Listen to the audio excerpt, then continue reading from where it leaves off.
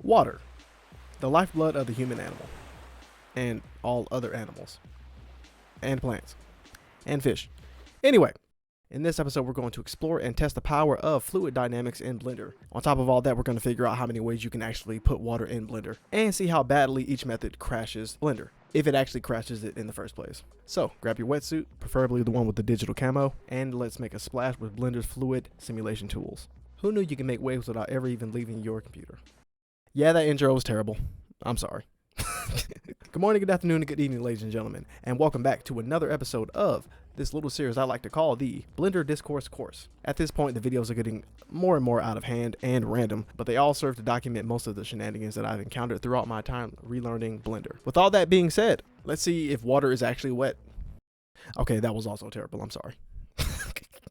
So funny enough, throughout this entire process, I expected at least 5 or so crashes for this entire thing. Maybe it's the background, maybe it's the fact that I used a simpler method using the geometry nodes, well, the shader nodes, I should say, in the shader editor area of Blender, but making the first set of water was a lot easier than I thought. And then I ended up spending about 20 extra minutes working on a desert landscape that I got in the form of free assets that the video tutorial that I was watching actually provided.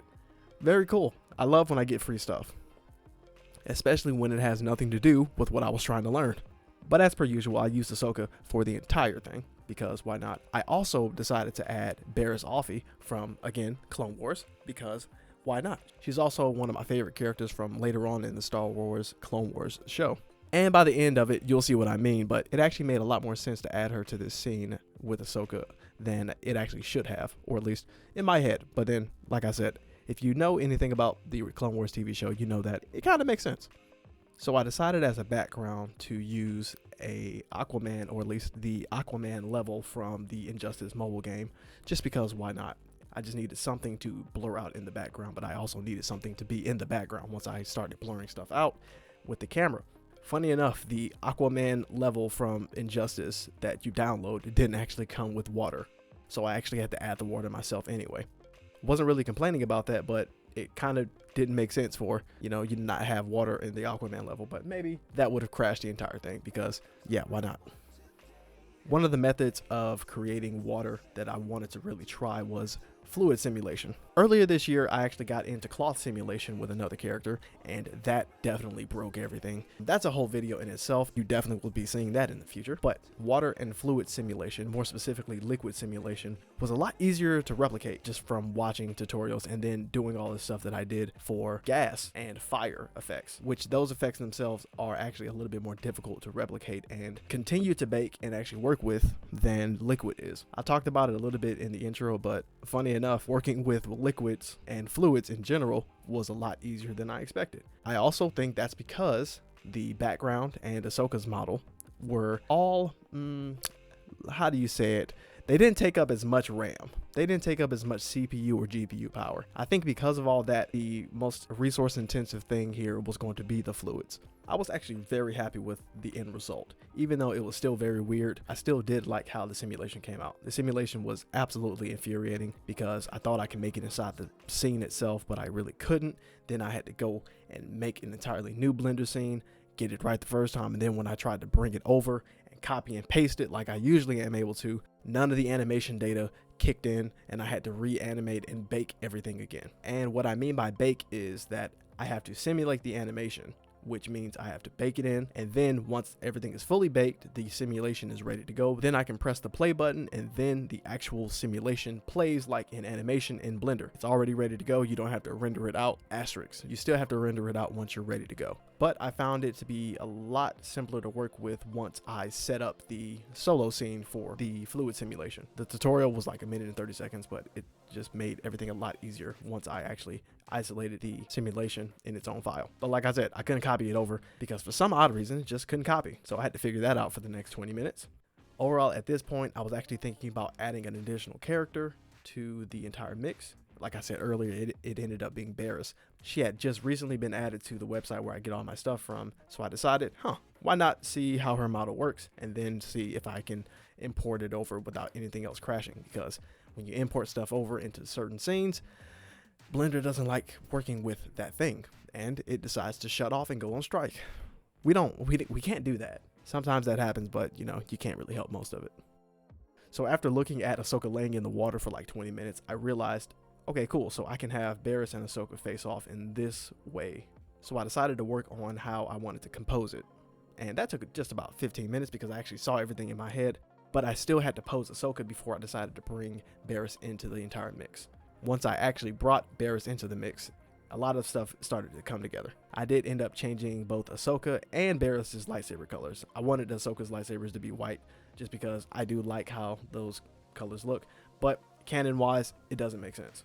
Honestly, I don't care about Star Wars canon right now. I don't think Disney cares about Star Wars canon right now. Anyway, I decided to also turn Barriss's lightsaber red, but then I thought maybe orange could work, and then I immediately stuck with red because red lightsabers are cool. If you've never had a cherry flavored lightsaber, I don't know what to tell you. Dubious additions to canon aside, the one thing that I actually really did fail here when it comes to this entire project was doing the bits of animation that I really wanted to do. I really wanted to animate their lightsabers actually, you know, igniting, as well as a little bit more of the water flowing, which that part, like I said earlier, was completely baked in, and I didn't have to worry about having to render all of that because it was already going to come out in the render, but I had to animate all of that. And, well, I had to get the frames right. So I ended up animating the cameras a little bit, but I didn't actually use that for this project. I might really come back later on and just maybe do a part 2 to this little thing, maybe a follow-up, because after seeing how the water came out and doing a bit of the extra camera work just to see how the animation test would come out, I was extremely excited to see how all the renders came out. So then that's what I decided to do. I went ahead and got some of my test renders, finished up the test renders, or at least figuring out what bad things I could change and things that I completely forgot to do. Always add some depth of field to your camera, people, because you never know when you want to completely obliterate something in the foreground or the background. And fortunately for you, you can take off depth of field and turn it back on. One thing that I really wanted to do here was to really just add those animations, but like I said, I failed to do that. So I should feel bad, but I'm not going to, because I was really happy with how the end result came out. But I did realize that I had to change the background to something a little bit more underwater-y instead of just DC Comics Kingdom-y, if that makes sense. So decided to change all that, make a couple of adjustments, add a couple more tweaks. I also had to make sure I didn't animate anything too much because the cameras were trying to do exactly what they shouldn't have been doing, but you know, whatever. But overall, I like the end result, and here are some of the still frames that I actually decided to show you because some of them didn't really come out the way I wanted to.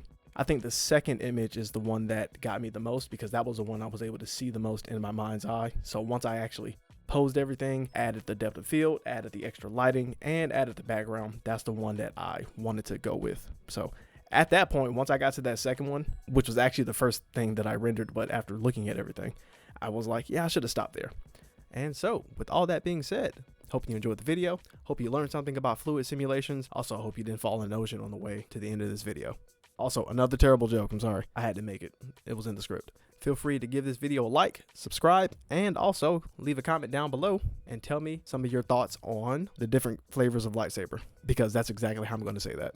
Not how cool are the different colors of lightsabers. No. How are the different flavors of lightsabers to you? But also tell me some of your thoughts on fluid dynamics in Blender. Fluid dynamics are really cool. They have been perfected over the last 30 years or so, but we always have something cool to do, especially if the computer that you're working on doesn't actually crash. But anyway, I digress. Feel free to check out the rest of the Blender Discourse course playlist that should be on the screen now.